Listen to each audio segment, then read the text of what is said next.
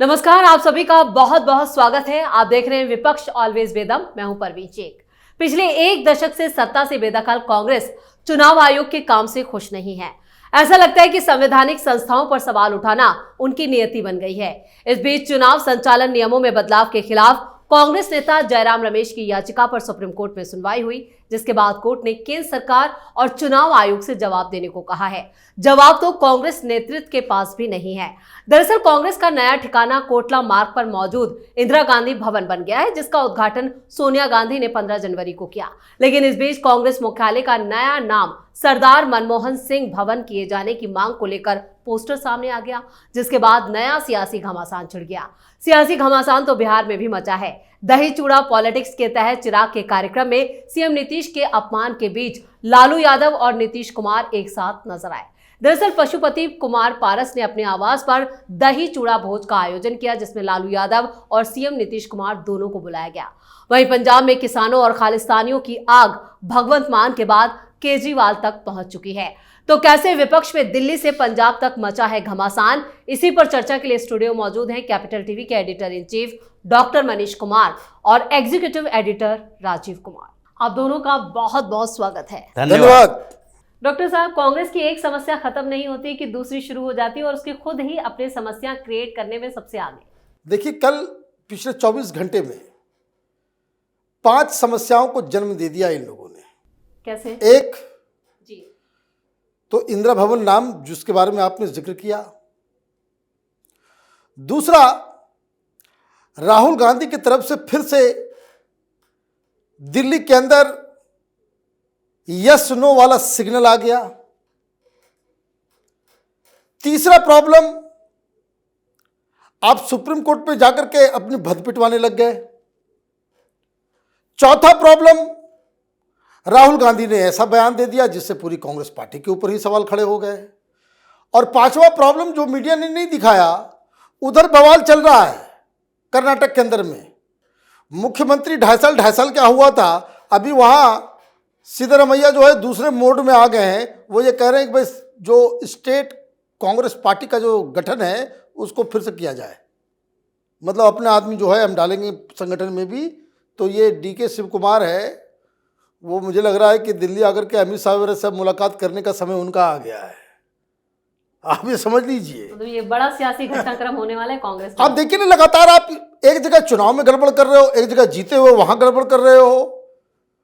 और ये सारी चीजें इसलिए हो रही है क्योंकि राहुल गांधी एक इमेच्योर पॉलिटिशियन है, कंफ्यूज ज्यादा है, कंफ्यूज्ड है। भाई आपने इतना हवाबाजी कर दिया, मनमोहन सिंह के नाम से कॉलेज हो, मनमोहन सिंह के नाम से, भाई नाम उठेगा नहीं। अम्बेडकर के पोस्टर लेकर के चल रहे थे, सोशल मीडिया में पूछ रहे हैं लोग कि कांग्रेस पार्टी, अगर ये कहते हो कि 1885 वाली कांग्रेस पार्टी चली आ रही है, सबसे दुनिया की सबसे पुरानी पॉलिटिकल पार्टी बताते हो, वो सारा लेगेसी तुम जो है उसके ऊपर बैठे हुए हो, तो कांग्रेस मुख्यालय का नाम महात्मा गांधी भवन क्यों नहीं रखा गया, अंबेडकर भवन क्यों नहीं रखा गया? तो एक तो वो ब्रिगेड है। दूसरे कुछ लोग आ गए कि भाई अभी ताजा ताजा ऊपर गए हैं मनमोहन सिंह जी, बड़े नाम ले रहे थे, मनमोहन सिंह जी ये, मनमोहन सिंह जी वो। तो इंदिरा गांधी के नाम से तो दिल्ली में सब कुछ है, सब कुछ है। इंदिरा गांधी इंटरनेशनल एयरपोर्ट, इससे बड़ा क्या होता है? मोदी सरकार को तो नाम बदल देना चाहिए। भाई क्या जरूरी है, जब भाई एक पॉलिसी लेकर के आना चाहिए कि एक व्यक्ति के नाम से एक शहर में एक ही चीज होगा। स्टेडियम बनवाना है तो इंदिरा गांधी स्टेडियम हटा दो, एयरपोर्ट रखना है तो एयरपोर्ट रखो, बाकी दूसरा नाम नहीं होगा। तो लोग पहुंच गए, भाई मनमोहन सिंह के नाम से रखो। तीसरा जो सबसे बड़ा प्रॉब्लम यह हो गया कि एक दिन जो है वो गुपक से आए बाहर, वीडियो बनाया, बिल्कुल, और उसके बाद गायब हो गए। भाई 2 दिन से गायब है ना जी, 2 दिन बीत गए। भाई चुनाव सर पे है और आपका मेन कैंपेनर जो है वो मैदान से गायब हो गया। प्रेस कॉन्फ्रेंस बताया ये जा रहा है कि भाई कि लोगों ने कहा कि भाई आप ठीक है, कल जो है वो उद्घाटन हो रहा है, सारे लोग जो है वहाँ खुशियाँ मना रहे थे कि नया बिल्डिंग मिल गया, नया बिल्डिंग बन गया। वहाँ अलग झगड़ा चल रहा है, ये कौन से कमरे में कौन लीडर घुसेगा, कमरे को लेकर के खींचा पेची हो रहा है। कोई कह रहा है कि हमको ग्राउंड फ्लोर पे ही दो, ऊपर जाने में दिक्कत होगी। तो तरह तरह की चीज़ें अलग खबर आ रही है। दिल्ली कांग्रेस यूनिट ने कहा कि हमको एक प्रेस कॉन्फ्रेंस करने दिया जाए, तो उनको, हाँ, चुनाव को लेकर के उनको कहा गया कि नहीं अभी रुक जाओ, अभी फिर से हम प्लान करेंगे कि भाई कैसे कैसे क्या करना है। तभी तक प्लानिंग नहीं हुई है। लेकिन सबसे बड़ी भद्द जो पीटी है कि we are waging war against Indian state, ये कांग्रेस पार्टी को बहुत महंगा पड़ने वाला है। दिक्कत क्या है, वो पुरानी जगह में जो पुलिस वालों से अगर बात कीजिएगा कि कोई पर्व त्यौहार आता है, कोई चीज़ मामला टेस्ट होता है, तो पर्ची काट देती है कुछ क्रिमिनल्स के खिलाफ जी। उसको बोलते हैं थाने में आ जाओ, उस पर नज़र रखी जाती है। ये दिक्कत क्या हो रहा है कि कांग्रेस पार्टी आजकल में जो कुछ भी गड़बड़ी हो रही है, वो हर बार राहुल गांधी का पर्चा कट जा रहा है। Rahul Gandhi has become a problem for the Congress. तो सबसे बड़ी परेशानी खुद राहुल गांधी पार्टी के लिए बन गए हैं। लेकिन चुनाव आयोग पर सवाल उठाना भी कांग्रेस के और राहुल गांधी की आदत में शुमार हो गया है। लग रहा है फिर सुप्रीम कोर्ट से इन्हें झटका मिलने वाला है। देखिए, सुप्रीम कोर्ट से झटका मिले या न मिले, लेकिन सुप्रीम कोर्ट खुद सवालों के घेरे में है इन मामलों को लेकर। आपके पास एक याचिका लेकर जाते हैं जयराम रमेश कि देखिए ये संविधान के स्तर पर संशोधन किया गया है और जो चुनाव आयोग के नियमों में बदलाव किया गया है, जिसके लिए रिकमेंडेशन चुनाव आयोग ने दिया था, वो गलत है, लोगों के लिए गलत है। लोग जानना चाहिए लोगों को कि उस समय सीसीटीवी फुटेज का एक्सेस उनके पास क्यों नहीं है, उस समय के सारे इलेक्ट्रॉनिक्स एविडेंस का उनके पास एक्सेस क्यों नहीं है। और सुप्रीम कोर्ट ने एक्सेप्ट कर लिया कि नहीं, चुनाव आयोग ने गलत किया है, सारे लोगों के लिए सारे एक्सेस होना चाहिए। अगर राइट टू इंफॉर्मेशन एक्ट हम लाए हैं, ये सुप्रीम कोर्ट ने इसी आरटीआई को लेकर इतना बवाल पैदा किया कि इसको कारण ही इलेक्टोरल बॉन्ड को कैंसिल कर दिया कि नहीं, राइट टू इंफॉर्मेशन एक्ट है हमारे पास, तो ये कानून पहले से है और इलेक्टोरल बॉन्ड लाए हैं, उसमें आप सीक्रेट रख रहे हैं, इसलिए पार्लियामेंट का ये कानून गलत है। लेकिन इस बात के लिए कभी सुप्रीम कोर्ट के जज नहीं कहते कि बार बार कमिटी की तरफ से इन लोगों को कहा जा रहा है कि जितने जज हैं, चाहे हाई कोर्ट के हों या सुप्रीम कोर्ट के हों, अपनी प्रॉपर्टी की जानकारी वेब पोर्टल पर डालें कि आपके पास कितनी प्रॉपर्टी है। इसमें क्या हुआ, पिछले दिनों सुप्रीम कोर्ट के कुछ जजों ने अपनी प्रॉपर्टी की जानकारी दी, लेकिन बंद लिफाफे में दी। और उस समय सीजेआई हुआ करते थे चंद्रचूड़, उन्होंने कहा कि नहीं नहीं, यह स्वैच्छिक है जजों के लिए, आप लोग अगर देना चाहते हैं तो मेरे पास दे दीजिए, सीजेआई के पास, ये सार्वजनिक करने की जरूरत नहीं है। 4 आरटीआई डाले गए, उसमें से कुछ मीडिया वालों ने भी आरटीआई डाला था कि हम भी जान लें कि कौन सी प्रॉपर्टी, कितनी प्रॉपर्टी किन जजों के पास है। सबको रिजेक्ट कर दिया गया कि नहीं नहीं, ये प्राइवेट है, ये प्राइवेसी रहनी चाहिए, सार्वजनिक नहीं किया जा सकता, हम जानकारी ले लें, यानी सीजेआई के पास जानकारी जजों के लिए हो जाए। तो आप सेलेक्टिव परसेप्शन रखते हो। अगर चुनाव आयोग को समस्या हो रही थी इस बात को लेकर कि जितने इलेक्ट्रॉनिक्स एविडेंस हैं उसको ये लोग मंगवा लेता है अपने पास और उसका दुरुपयोग किया जाता है जी। इसलिए उन दुरुपयोग से बचने के लिए हमें नियम थोड़े बदलने पड़ेंगे और चुनाव आयोग ने रिकमेंड किया, सरकार ने वो नियम बदल दिए। अब इसके बाद ये सुप्रीम कोर्ट चले गए। अब सुप्रीम कोर्ट जाने के बाद याचिका दायर कर दी, 2 जज बैठ गए, सीजेआई खन्ना भी हैं उसमें, संजय कुमार भी हैं, और इन दोनों ने 2 जज हैं सामने में, जयराम रमेश के 2 बड़े वकील भी हैं सामने से, एक वकील से काम नहीं चलेगा, अभिषेक मनु सिंघवी भी और सिब्बल भी, ये दोनों चले गए वो सामने वाले 2 जज के सामने 2 वकील, और इन लोगों ने इलॉजिकल बातें करनी शुरू कर दी। देखिए, ये लोकतंत्र के लिए खतरा है, संवैधानिक संस्थान या सरकार के पास है। जो लॉजिक ये लोग पिछले 10 सालों से दे रहे हैं वही सुप्रीम कोर्ट में भी जाकर देते हैं। तो उन्होंने क्या किया, चुनाव आयोग और सरकार दोनों को नोटिस जारी किया है कि आप अपनी बात आकर रखिए। जब बात रखी जाएगी तो पता चलेगा कि अभिषेक मनु सिंघवी और कपिल सिब्बल की क्या औकात है। और जयराम रमेश ने जो रिट दायर की है, याचिका जो दायर की है, उस पर आगे सुप्रीम कोर्ट का रुख क्या रहता है, क्योंकि सुप्रीम कोर्ट पर विश्वास तो नहीं है, लेकिन इस मामले में लगता नहीं है कि सुप्रीम कोर्ट के 2 जज ये अभिषेक मनु सिंघवी और सिब्बल से भ्रमित हो जाएंगे और कोई उल्टा फैसला देंगे। चलिए, तो सुप्रीम कोर्ट से तो फिलहाल राहत मिलती नहीं, लेकिन बिहार में एक नई तरह की जो सियासी खिचड़ी पक रही है लालू प्रसाद यादव की तरफ से, वो पक पाएगी या नहीं? देखिए, कोई खिचड़ी नहीं पक रही है जी।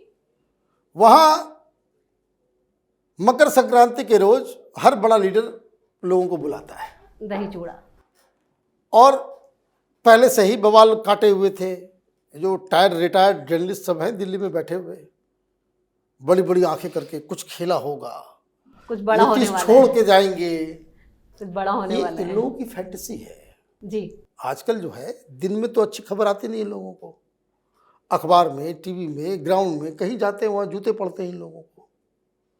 रात में लोग बैठ करके जो है ना फैंटेसाइज करता रहता, अब गिरी मोदी सरकार, ये अभी नीतीश कुमार जो है इस्तीफा दिया, पार्टी से बाहर गया, एनडीए से बाहर गया, नायडू जो है नाराज हो गए, ये मन सोच के जो है खुश हो जाते हैं। क्या छिपा रहे हैं ये लोग? मेन स्टोरी छिपा रहे हैं। वहां खेल बड़ा हो रहा है। खेल यूं बड़ा हो रहा है कि मीसा भारती और तेजस्वी यादव में जंग हो गया है। नॉर्मल चीज समझिए, पहले लालू यादव ने कहा कि नीतीश कुमार के लिए हमारा दरवाजा खुला हुआ है, जी। नीतीश कुमार भी अपना दरवाजा खोले, दोनों सेंटेंस लगातार कहा है। तो नीतीश कुमार अपना दरवाजा खोले का मतलब हमको सरकार में ले आओ, मेरा बेटा नालायक है, सरकार में आ जाएंगे, एडमिनिस्ट्रेशन अपने पास हो जाएगा, घुमा फिरा करके फिर हम अपना लालू जमाने का याद करते हुए कि हम अपना चुनाव जीत जाएंगे। ऐसे तो मेरा बेटा नकारा है, जीत नहीं पाएगा। तेजस्वी यादव खटाखट सामने आए, उन्होंने कहा कि भाई चाचा के साथ जाना ही नहीं है। और ये लालू यादव जो बयान दिए हैं वो जबरदस्ती मीडिया वाला कोच के सवाल पूछ रहा था, तो उसको ठंडा करने के लिए, मीडिया को ठंडा करने के लिए बयान दिया गया। सो फार सो गुड, ठीक है, उम्र ढल रही है लालू यादव की, यादाश्त वगैरह भी कमजोर हुआ, तबीयत खराब है, कुछ मुंह से निकल गया, तेजस्वी ने आकर के एक्सप्लेनेशन दे दी, स्टोरी यहीं पे खत्म हो गई। परिवार में सब लोग अगर एक साथ होते, परिवार में अगर झगड़ा नहीं हो रहा होता, तो वहां क्या होता कि लोग आपस में बैठते और ये कहते कि पापा ये बात नहीं बोलना था। जी बिल्कुल। इससे गलत सिग्नल चला गया। गलत सिग्नल ये चला गया कि तेजस्वी यादव ने हार मान ली कि अकेले बीजेपी और जेडीयू से आरजेडी नहीं लड़ सकती, तो इस टॉपिक को यहीं पे खत्म कर देते। लेकिन हुआ क्या कल? हुआ ये कि मीसा भारती आकर के वही बात बोल दी जो बात लालू यादव ने कहा। इसका मतलब क्या हुआ? इसका मतलब ये हुआ कि पार्टी में टूट फूट है। फिर मीसा भारती ने यह कह दिया कि तेजस्वी यादव अकेले जीत नहीं पाएगा, और अगर राजनीतिक इशारे कोई समझता है, वो ये कह रही है कि पार्टी समझ ले रही है तेजस्वी यादव से, मैं बनूंगी मुख्यमंत्री। This is the story. जब ये स्कूल में था, मैं सांसद थी जी, मैं बरी हूं, मेरा अधिकार है। और जो जानकारी पटना से मिल रही है कि मीसा भारती संगठन के अंदर ज्यादा पॉपुलर है, वो ज्यादा लोगों से मिलती है, और लालू यादव की चहेती भी सबसे ज्यादा मीसा भारती है। तो आप ये समझिए कि जो फैंटेसाइज करने वाले पॉलिटिकल कमेंटेटर्स हैं यूट्यूब पे, रिटायर्ड टीवी जर्नलिस्ट है ना, उन लोगों के कलेजे पे कितना बड़ा वज्रपात होने वाला है। झगड़ा लालू परिवार के अंदर चल रहा है, यही कहानी है। बिल्कुल। तो झगड़ा एनडीए में नहीं बल्कि लालू परिवार के अंदर है। लेकिन एक झगड़ा जो पंजाब से शुरू हुआ वो अब दिल्ली तक आता हुआ नजर आ रहा है, यानी जो खालिस्तानी और किसानों को लेकर जो सियासत अब तक केजरीवाल और भगवंत मान करते हुए आए थे, उसकी आंच इन दोनों तक पहुंच गई है। देखिए, भगवंत मान इन दिनों सबसे परेशान नेता है जी। जितने मुख्यमंत्री हैं हिंदुस्तान के अंदर, सबसे बड़ी परेशानी भगवंत मान के साथ है। क्योंकि पंजाब के अंदर आम आदमी पार्टी की सरकार जो बनी, उसमें खालिस्तानी समर्थक और फिर किसानों का ये बड़ी भूमिका थी। आम आदमी पार्टी ने पूरा कैंपेन ही डिजाइन ऐसा किया था। खालिस्तानी समर्थक का मतलब ये नहीं होता है कि खालिस्तानी समर्थक सारे के सारे हार्डकोर टेररिस्ट हैं। ये सिंपैथी रखने वाले लोग, जिसके दिमाग में ये चलता है और भरा जाता है कि देखो तुम्हारा अलग से एक देश होगा, सिखों का भी एक देश होगा। जैसे जम्मू कश्मीर में लोगों को भरमाया जाता रहा कि देखो अलग देश बना लेंगे या पाकिस्तान के साथ चले जाएंगे तो हम सारे मुस्लिम कंट्री के साथ हो जाएंगे। ये सारे कश्मीर के घाटी के क्षेत्र के लोग, ऐसा नहीं है कि सब के सब आतंकवादियों के साथ हैं, लेकिन उनके दिमाग में रहता है ज़्यादातर लोगों के कि अलग हो जाते, स्वतंत्र हो जाते, मुस्लिम स्टेट बन जाता तो ज़्यादा बेहतर था। ये लोग भी यही बार बार करते रहे। तो जितने इंटेलेक्चुअल हैं, जो इंटेलेक्चुअल खालिस्तानी सिंपैथाइजर, उसके साथ भी सेटिंग किया अरविंद केजरीवाल ने। उसके बाद स्कूल कॉलेज में जा जाकर इसने ऐसे प्रचार किया कि कम से कम गुरुद्वारा से जो आवाज उठ रही है आम आदमी पार्टी के लिए है। तो इन लोगों को, जो कि अकाली दल जैसी पार्टी जिसकी स्थिति कमजोर हो गई क्योंकि इतने दिनों से सत्ता में रहते हुए लगने लगा पंजाब के लोगों को कि ये खालिस्तान का मुद्दा बड़े स्तर पर नहीं उठाएगा क्योंकि ये भारतीय जनता पार्टी के साथ गठबंधन में है और वो राष्ट्रवादी पार्टी है। तो ऐसी स्थिति में इन लोगों ने खालिस्तानी समर्थकों का सपोर्ट लिया। अब बाद में जो कोर खालिस्तानी टेररिस्ट है उसने भी कहा कि देखो भाई, आम आदमी पार्टी को हम लोगों ने सपोर्ट किया था, अब कहां जाओगे।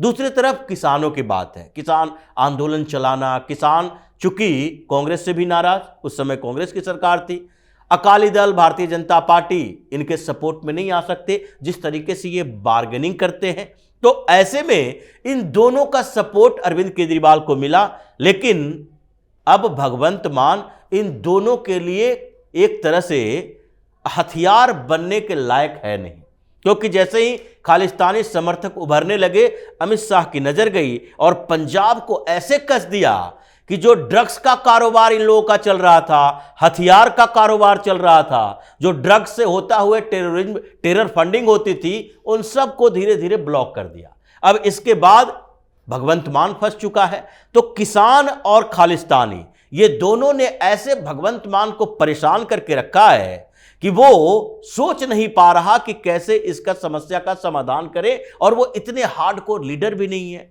ये कभी कॉमेडियन हुआ करता था, अभी भी कॉमेडियन ही है। तो इसलिए इसके दिमाग में सिर्फ यही है कि किसी तरीके से कार्यकाल पूरा कर लो, अगर नहीं कर पाए तो फिर आगे राजनीति करने के लायक नहीं रहेंगे। स्थितियां बड़ी विकट पंजाब के अंदर हो चुकी है। चलिए, इस तमाम जानकारी के लिए और सटीक विश्लेषण के लिए आप दोनों का बहुत बहुत धन्यवाद। धन्यवाद। बीजेपी से मुकाबले का दम भरने वाला विपक्ष अपने ही जाल में उलझा हुआ है। कांग्रेस जो अब तक इंडी गठबंधन की ड्राइविंग सीट पर बैठी थी, उसका वजूद ही खतरे में है। गठबंधन में हाशिए पर आई कांग्रेस की समस्याएं उसके अपने बढ़ाने में जुटे। इधर लालू की सियासी खिचड़ी भी पकने का नाम नहीं ले रही है। वहीं भगवंत मान और केजरीवाल भी अपनी सियासत का शिकार हो चुके हैं। यानी विपक्ष एक बार फिर पूरी तरह से बेदम है। इस खास शो में इतना ही। वीडियो कैसा लगा कमेंट करके अपनी राय जरूर दें। वीडियो को लाइक करें, शेयर करें और कैपिटल टीवी को सब्सक्राइब जरूर करें। धन्यवाद।